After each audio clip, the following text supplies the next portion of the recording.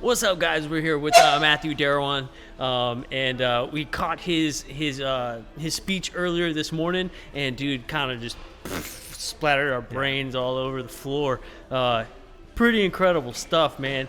So Matthew, if you don't mind, just kind of introduce yourself and tell the people kind of what you're about, man. Okay, I think it's the first interview I've ever given. All right. Maybe my life. And my first UFO convention I've ever been to. Where do I look? Just look straight ahead? Yeah, it's fine. Okay. It's just a natural all right. conversation, Yeah. man. You can look at us. It's not live. We're All right. recording, so yeah. Cool. So a lot of stuff's going on in my life. I've been all over the world, done a lot of things.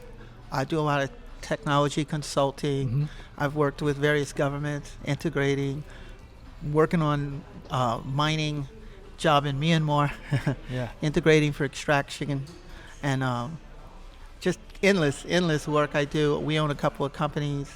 But anyway, I've begun a company called Mat Labs. I'm going to be doing research into high tech along the UFO paranormal lines of work. We call it ILOs, however, which would refer to identified landed objects. All I would right. say generally you could call it that. I think personally in my life, we have had a very normal, boring kind of, I'm never looking for anything interesting life, but stuff has tripped across me constantly that is just kind of crazy. And so Yeah. I've been innocuous, just in the shadows. But some stuff happened last year, maybe starting around May, that was so severe and so intense. And then again, a different set of data in November. It was like, wow, I've got to write a book. I've got to put this out. I've been to law school. I can really help society with some great ideas that I can put forward. And that's pretty much where I'm at. Right on. You know. Yeah. So what was the most recent? A lot of weird stuff has happened to you. Well, I and all of it's provable and evidentiary, and not very abstract or spiritual, and talking in non-scientific terms. Yeah. I tend to think in terms of thermodynamics and precise physics, and I'm much more of a physicist and a spiritualist. But you see enough of this stuff, and you begin to be like the Ghostbusters. Hey. Yeah. But Yeah, you were talking about like the difference between this physics that we're working with is just totally not like the thermodynamics that we're all used to. Like we know nothing. I thought that was really interesting. Okay, so there's a spectrum of energy. Let's just say it moves faster than light. So particulate matter, if it moves faster than light, theoretically, like let's say a neutrino, ghost particle, has a tremendous amount of energy. But because it moves at such a speed, it doesn't really affect our particular dimension, which is not necessarily third, by the way. It's got a crack in it at 361 degrees in our particular solar system. But anyway, besides that point, that particular energy cannot be accessed by us, and there's a lot of it. Most of the universe, most of the particles and matter moving faster than light. When it collides with something, or when it just loses its vector trajectory, that energy becomes available because now the particles have slowed down, and it becomes interesting. And what all of our physicists are trying to do, and the U.S. military and all our high-tech companies, is everybody's actually waiting for that moment where those particles cross slower than the speed of light. Now we can get that energy. Now we can get that matter. Now we can get that heavy metal. Yeah. We can use this stuff. We can make money. That's what it's really about. So just from that paradigm, you can view the whole UFO phenomena. You can view the whole metamaterial phenomena as these things are now energies and forms that are slower than the speed of light, and their nature is now changed to an accessible form to us to use to mankind's means. I like the way you put it. Like it's interesting now that it's slower than the speed of light. I like that term. Like it's interesting. Yeah. Like we can use it in some way. We can disperse that energy, whether it be like moving a ship or creating energy to run lights and Correct. stuff. You know. And one day I'll tell you about two scientists I met. I think it was around '98 at conventions. Both were working on neutrino particles and didn't know what they were doing. It was government projects. They didn't know each other, and they're working at two different facilities. Yeah. And I said, we can't harness neutrinos yet. We don't even have the wavelength. That's ridiculous. They said, no, that's what we do. And we're It's a secret government. I mean, one guy was transmitting them, and the other guy was receiving them. What? And they didn't know each other. And then I introduced them to each other. And what was weird about it was when I was in high school, I was doing projects on neutrinos. The ghost particle, it could transmute time. When it would change its speed, it would have a time dilation effect, theoretically, of 5 seconds. Then they said maybe 5 minutes, maybe days. So if I was sending a neutrino from one spot to the next, one side to the other, what do you think's happening? They're sending Morse code back in time. So I could tell you what would happen 3 days ago. All I have to do is transmute or send a neutrino particle. And if I hit it at the right angle and vector, I could calculate how far back maybe it went. You know, with enough physicists and enough math, maybe we could crunch those numbers. So just a year later or 2 years later, you had the George Bush election within 1,000 votes, as if they'd done the election again and again and again until they shaved it down to 1,000. And in 9/11, where me and a girlfriend of mine saw the buildings fall, one in the other, and then hours later we saw the show and they fell in the wrong order. And she said the same thing I said. I said, that's not the order they fell in. I'm just throwing this at you guys. I'm not that No, I love it. No. But I remember that they were in the wrong order, and it was like, oh my God. And that's when it occurred to me, maybe they were actually using this stuff for nefarious purposes. After that, I don't think they used it much. I haven't really seen, but I know around that time it was a hotbed. And you heard a lot of neutrino talk back then, and now it just went like code dead, and like not a word on it. And the reason is, it's likely, they harnessed it. They got scared themselves. They said, no, we're not going to do this anymore. Yeah. It's not healthy. So anyway, coming back to the present time, you asked what happened. So I was at work, doing work down in near Calistoga about May last year. They call me absent-minded professor since I was a little kid. So May last year, I was doing some work at one of my companies, and then I was just driving home, and I got home I think at 8:45, or maybe later. I think it was 9:45.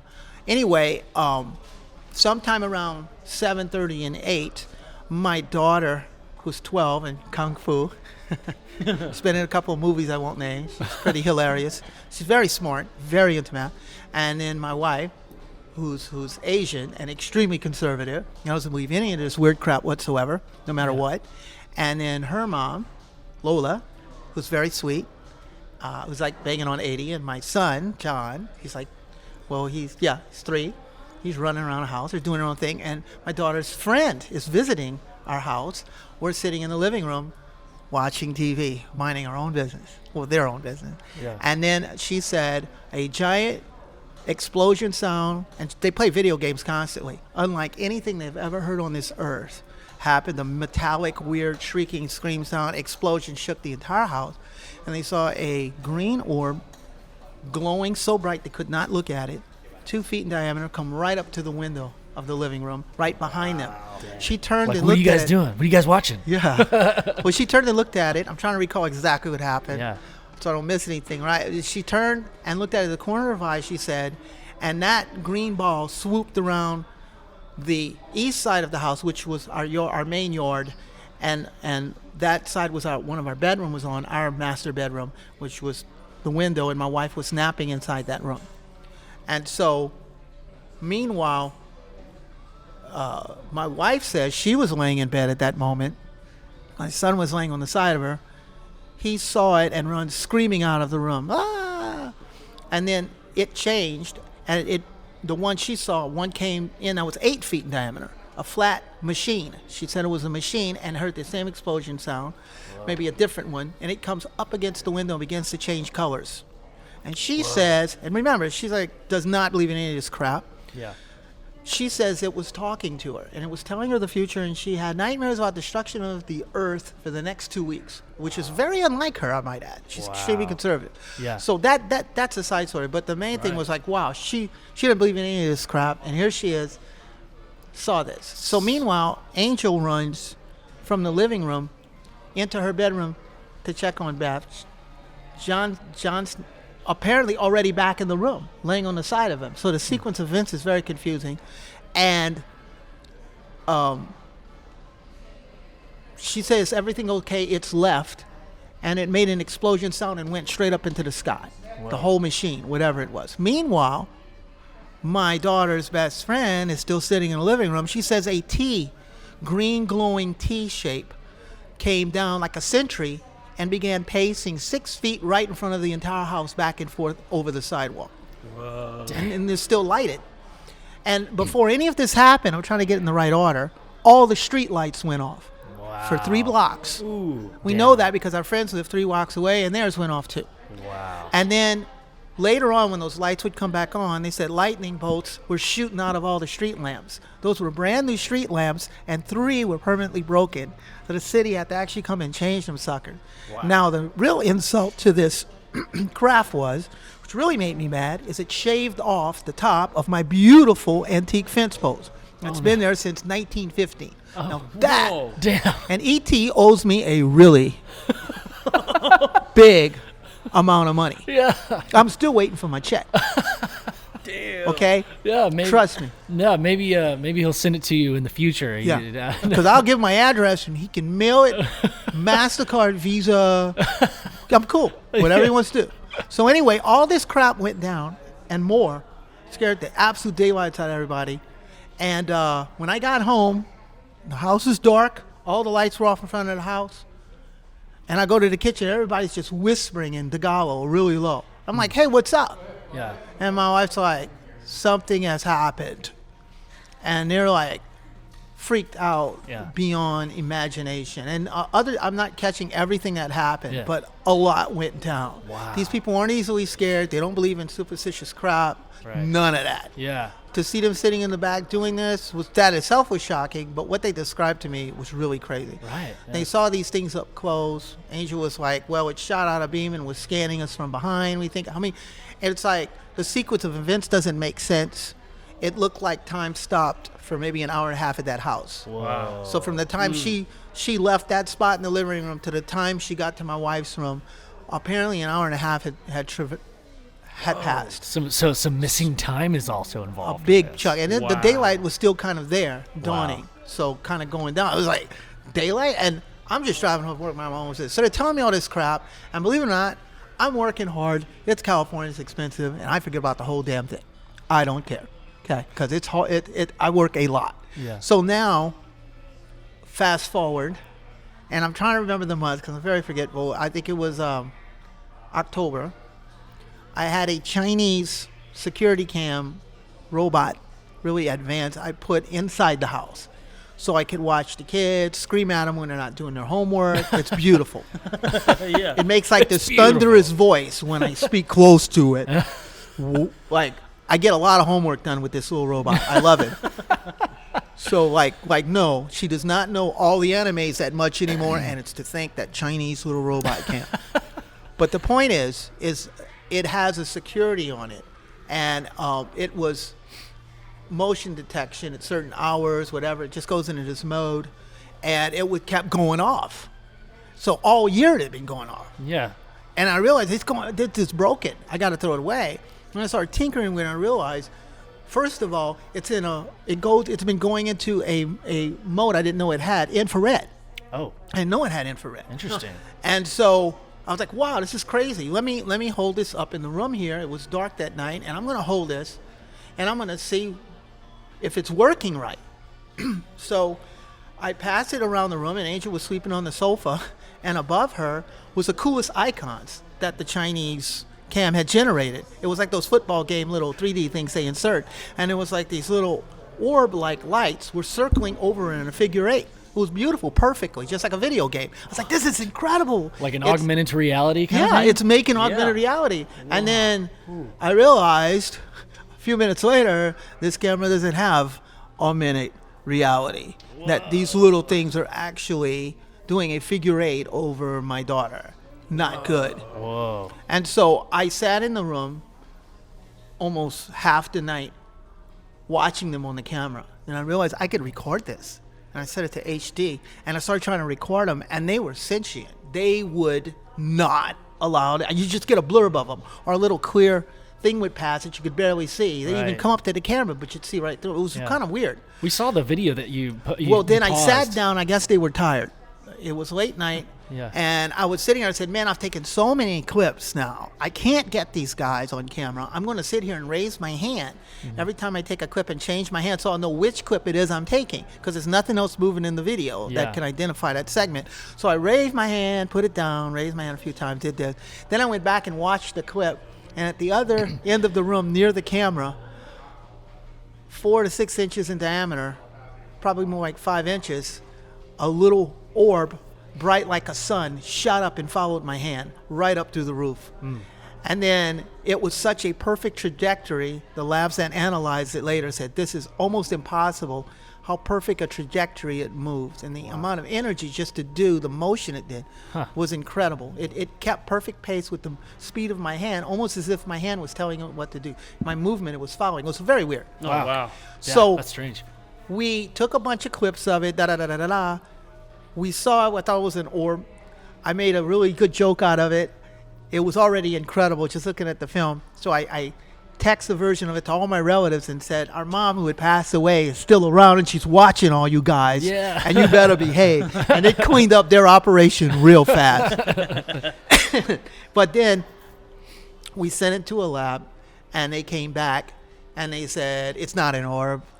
We've scanned it. We've got it at much higher resolution. It's a little spacecraft in your house, sir. We can see it through it. We can see the machinery working. In fact, we've identified some of the materials. We think we can make one. I mean, that's the response I got. They had already brought in a communication to the military. I won't even name the major universities, but everybody just jumped on board. They offered me a substantial amount of money for this footage and not to release any to the public. And I said the beautiful words that the capitalist in me never thought I would hear, which is no. I'm keeping this for the good of the public. I'm going to let the American people see this footage and freak the hell out, just like everybody should. That's awesome, man. Because usually they bury this crap and they're not going to get away with it. So, well, thanks for not selling it. Yeah. Can you talk about the absolutely. kind of material that they think it was made it's out of? Types of metamaterials embedded with stuff that's heavier than uranium. Interesting. It's a lighter polymorph glass-like material embedded with particles heavier than uranium. That's what I'll say.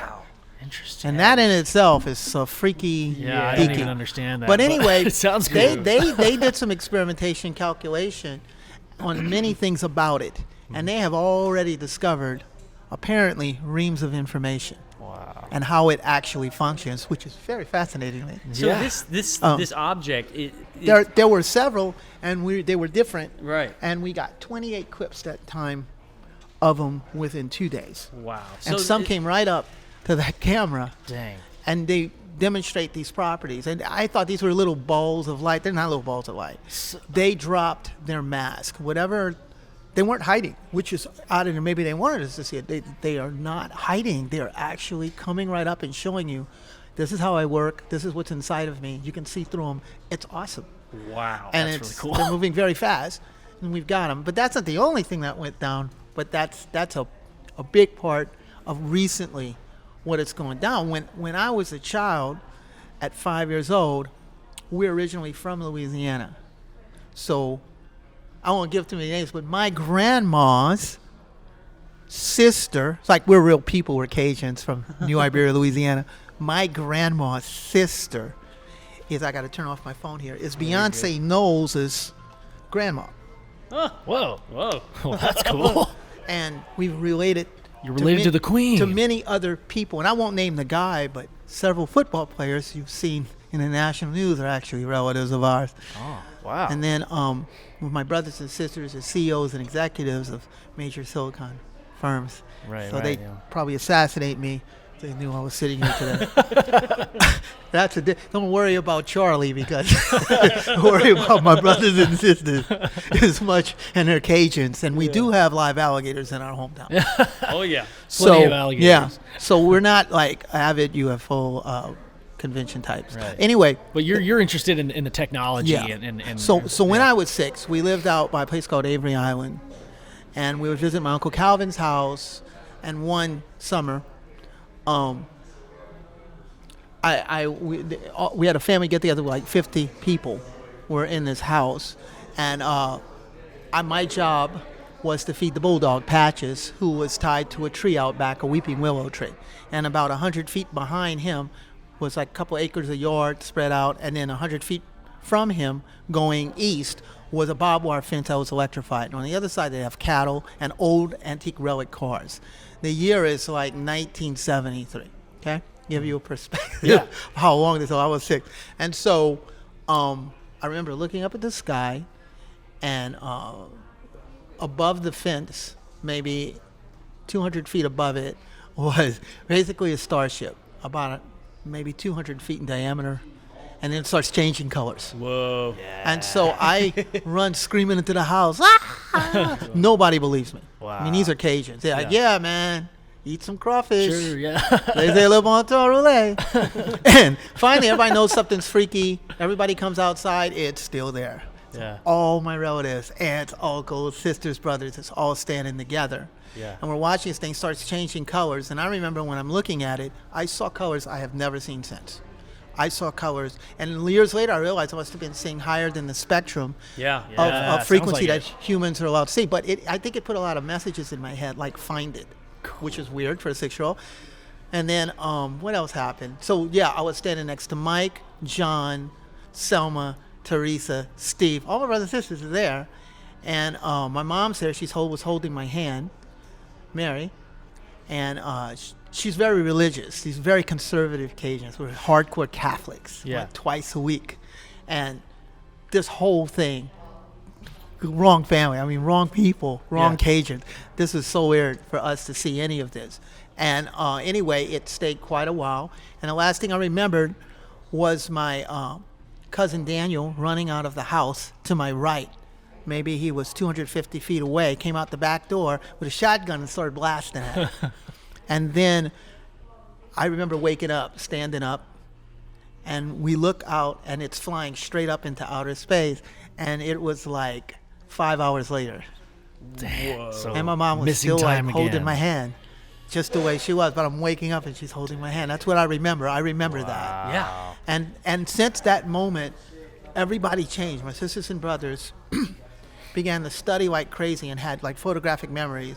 Selena became, I won't say the university, oh God, she became the top student in maybe the top university in the United States.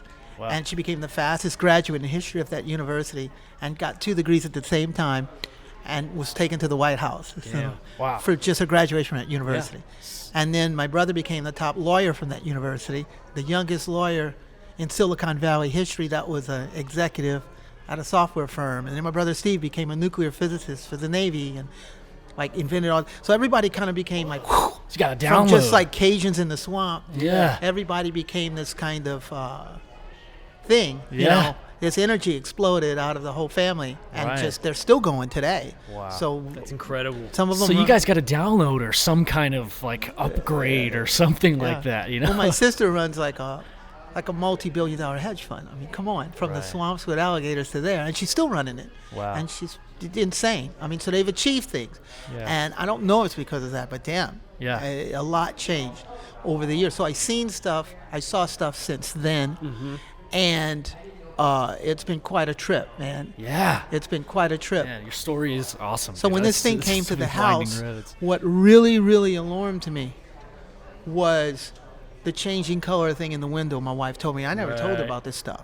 Wow. And the fact that she got a message from it. This sounded awful familiar. Oh, And it right. came when I wasn't there.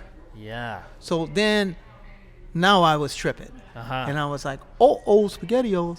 So I've been all over the world, though. And I've seen a lot of cool science stuff others don't get to see.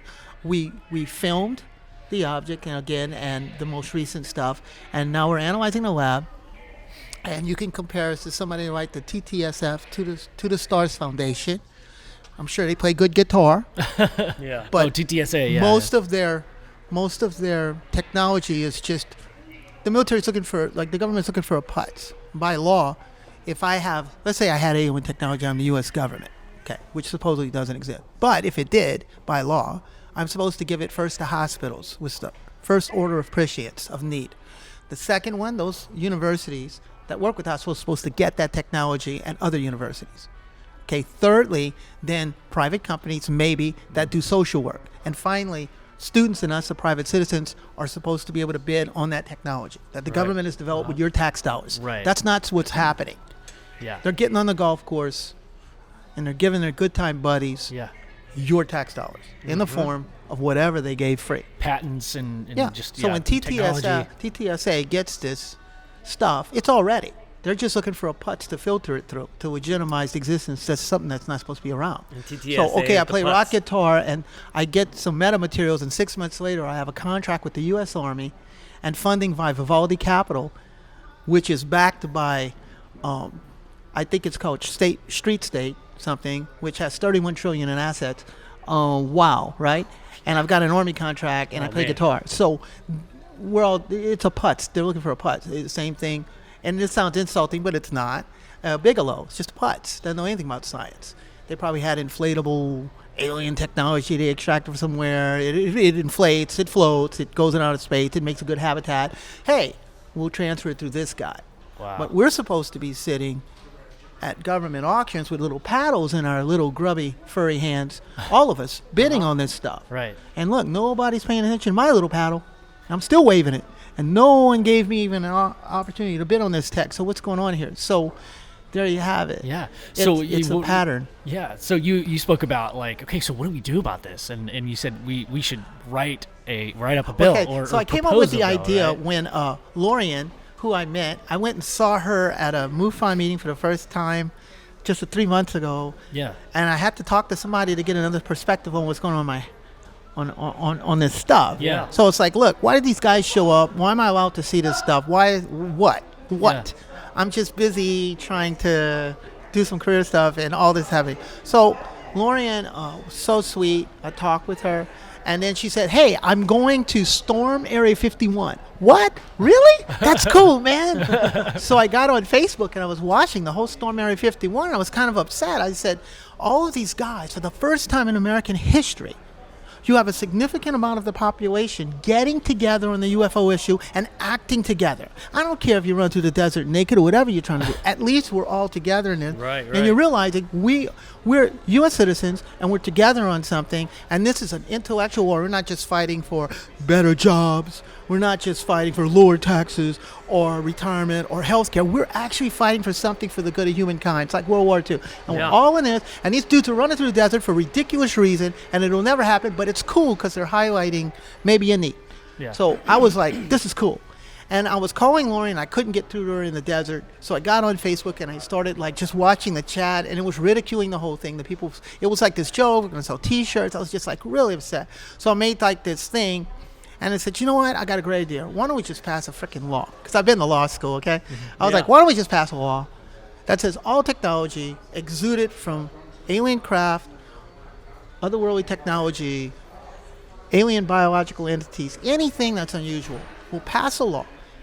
And the law will state that all of that stuff, anybody who's made money, profit, income, any corporation, from any of this stuff, will have to succeed rights, patents, and intellectual property back to the government of the United States and the people of the United States, whose property it is, going backwards, reversible 100 years. Let's just do it. So I threw that up, and a whole bunch of people sort of like picked up on it a little bit. I said, wow.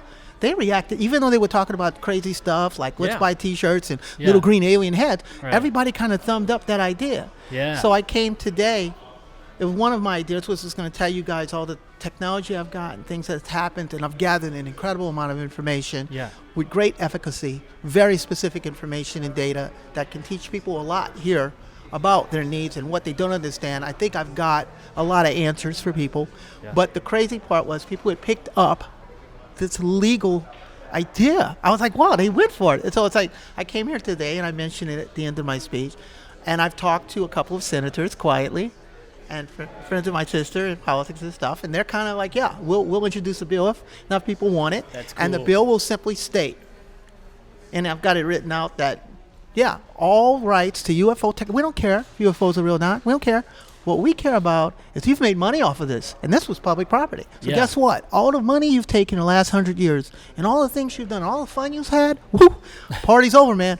You got to get cheaper golf clubs next year. Because guess what? You're going to have to pay back the trillions of dollars you've taken from the American people. Let me tell you, you want to make America like great that. again? You don't need to elect Trump. You need to get your UFO money back. Yeah. Yeah. Yes, Okay. That's awesome. You're gonna Love make you gonna that. okay. So there you have it. So anyway, I'm not saying don't vote for Trump and do vote for Hillary. Nothing like that. I'm saying that I think it's a bigger issue than even a presidential election. The Right. fact that you've got trillions of dollars of infrastructure in this country that was taken from the taxpayers' dole, and it was given freely to corporations under the auspice that it doesn't exist. Wow, right? So if you try to pass a bill like this, the end result is incredible. It's so easy to do. It's so easy to do. You just need maybe a few thousand people. I don't know. If you guys did this, the whole nation of UFO believers gets together, you are going to crash this party. You don't even need to pass the law. If you pass the bill, the question is who would oppose it? Whoever Right. opposes this bill is admitting it's all real. And Yeah. guess who steps in? The Fortune 500 will step in. Yeah. So now they've answered the call of the question themselves. And now the law becomes even more urgent to pass. Because now you have all the companies saying, hey, we're involved in this. You go, wait a minute, how are you involved in this? Aliens don't exist. UFOs are ridiculous. You guys are idiots. You're just geeks in the desert. But wait a minute, by the way, the Navy's just admitted the Tic Tacs are real and all this is real, but ignore that. Ignore the man behind the curtain. Yeah. And also, we're involved in this lawsuit to stop this bill from passing. We're paying senators off. And the whole nation's like, wait. If it doesn't exist, why are you fighting this bill again? Can you please explain this to me? Yeah. I'm sure the shareholders of that company and the SEC wants to know why they filed in 1942, 1956 that Yeah. their company's equity was such and such, that they had such an outlook on the stock market based on what data? False data, because they never invented the devices or came upon, and where did they allocate the money they spent to develop these devices? So there was a lot of crimes committed to introduce this technology into our society. This goes deep. This goes Yeah. deep into the core of our entire capitalist system. This goes so deep to every corporation. Yeah. So wait, you got this technology. So let's go back in your books. How did you account for this again? And so we're owed a lot, especially the people at these UFO conventions. They're risking their reputation. They're taking off from work. They're doing all kinds of crap. They're spending all their money. They're staying at this hotel. They're bleeding their hearts out to teach the public there's a higher level of things. Oh, They're yeah. floating around in my house right now. Yeah. You don't have to ask me about it. Yeah. But here's the thing. They're sacrificing. And just yesterday, I spent the whole morning with execs of Intel and watched them get box lunches with filet mignon and lobsters in 15 boxes they never even touched. They got taught by a management company that paid $5,000 a head to teach them how to beat up their employees better than 99%. So I watched the 1% learn at a convention, get fed steak and lobster to learn how to beat up the 99%. And here I am sitting with the 99%, getting the hell beat out of us for believing in something that's real. So think about that. Just think about the 1% and what this has done to our society. Yeah. And all of that wealth, a big chunk of it, came from your dole of possible and absolute UFO technology like the crap floating in my house right now. Yeah. Okay? This is very interesting. And so if you try to pass that bill, you are pushing a marble down an enormous ski slope. And the snow's going to gather, and you don't have to do nothing. You introduce that bill, by the time it hits the bottom of that mountain, it's going to take out the mountain. That's a lot of snow. Yeah. Because how are you going to erase this? So you got this Navy thing going on. You got TTSA coming up with patents in 6 months on metamaterials and Army contracts. Yeah. You got crazy stuff going on that's not accounted for still to this day. Right. Yeah. This is real, man. Yeah. And the money's real. Yeah. Let me tell you something. More real than UFO or the alien. Money is real. Yeah. You know, I feel so, like at yeah. the root of really anything important, you always got to find where the money's going and where is it coming from. Follow It's the money. all has to Yeah. do with money. So I calculated. I'm trying to still recalculate. So I don't think it's. But I calculated things that probably came from these type of technologies, and I've estimated globally. And it's going to sound crazy, but it's not. I've done some pretty good numbers. Possibly 380 trillion in wealth. 380 trillion in wealth has been generated since the 1940s Damn. from UFO technology. Wow. So we're talking about a lot of money owed. Yeah. You know, look, I'll take a discount. I'll take like, hey, you know, a nice bike, a new cell phone. You know, I'll give you guys. I'll give the Fortune 500 a coupon program. Like the IRS sends you those coupons. They can pay in installments, interest free. The 300 and so trillion dollars that they owe the U.S. people. Right. Plus interest. Don't forget the interest compounded. So they owe a lot. This whole civilization may have been built on a farce, a lark. And in fact, that would mean, and I'm not a socialist, capitalism was built on a lark, wasn't it? So if the machinery that creates our form of capitalism in our system was built on the lark of another civilization's technology, that means that their probably socialized system created everything we're selling. And that's really cool, man. So if those aliens ever walk into my house, I'm drinking a beer with them, and we're going to discuss this in great detail. Because, you know what I'm saying? That's a lot of mashed potatoes. Okay? A lot to think about. Lot to chew down on. And we're sitting here, you know, in right between Biotech Gulch, the largest biotech industry in the world, and Silicon Valley. And while we're having this conversation, trillions of dollars of wealth is still being created. Was the root of those even mathematical equations of fractals and compression, even AI intelligence, is this being extracted from this alien technology? Now, here's the next funny story. It's cute. So I was dealing with a consulting job, and I was kind of on a tour with high up, super high-tech contractor companies working with the U.S. government. We actually went through some of the top universities, and accompanying us was about 15 or 16 higher military officers, some in uniform. And we did this for 3 days, several years ago. And so at one evening, we're traveling and everybody got to drinking. I think too much. And since I don't drink, that's a clear advantage in that situation. So I turned to this dude who we'd been friends now and been chatting up. He's much older than me. And I said, man, what do you think, you know, did you ever see anything really weird and way out in the work you're doing? Because he was telling me the facilities he works at, and they do their job. He's got like 200 employees. He says, yep, it's right there. We got about several thousand of them, and we had to drill through these chambers, and I won't say what they were putting in, and put something in those chambers and run it through, and we were ordered to reseal it. But in every chamber, they had put apparently each craft or each artifact in these deep underground chambers. I know where the facility is, and I know where they were doing the drilling, and I saw the drilling equipment, and we drilled through, and we had to reseal it as we were laying this stuff. And we didn't know it was there until it was there, but it was neat to know. We just saw it, got scared, some of our employees, but everybody just kept working. We went right through it. My and you said it was made out of granite, right? These chambers? It was granite chambers. And there were... he said in glass cases, there were like, just like the movies, there were some biological entities up in there. And all like the way... Like a tube? Like a glass tube? No, like tanks. He said there were tanks, and some were like steel tanks and stuff. There was stuff in the tanks. There's all kind of stuff, but it's just buried. It's like forgotten and left. And then what they do is they put it in these chambers, and it goes deep and far, 30 stories down, and he says it goes on forever. And every time they get one, they just put it in there and close them on up. That's their solution. The other things they do, I knew, was they would take this stuff out in the 50s and 60s to the desert and try to test them when they thought they'd have a military usage of it. And they'd end up blowing it up. So they blew up all these priceless artifacts and technology that we could have used. Because, as I said before, it's no slight, but most military scientists are just wonks. There are people who couldn't make billions or millions at a private corporation, so they got the garbage scientists pretty much in the military, you know, with all these crashing jets and crap. What it really is your garbage scientists end up spending trillions of dollars on weaponry, and they're not the best scientists. Best scientists are sitting there CEOs of companies. They don't care about that crap. They just want to make some serious money, and they do. That's a scientist. So second-tier scientists are blowing up the most valuable relics in the history of humankind. Lovely. And they're doing it under our watch, right? We're all saying, and thank God they put a bunch of it in these places that this guy's described to me and took me near. And I mean, this is a real important people that are like reality, not some fictitious abstract dream of UFOlogy talk. This is like, whoa.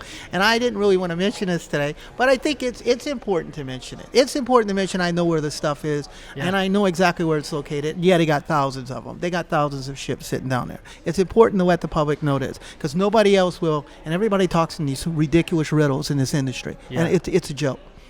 So I want to be very direct and tell you what I know and where I know it's at. Definitely. I won't tell you where I know it's at, but I know where it's at. Yeah. And these people entrusted me to kind of like be a bro.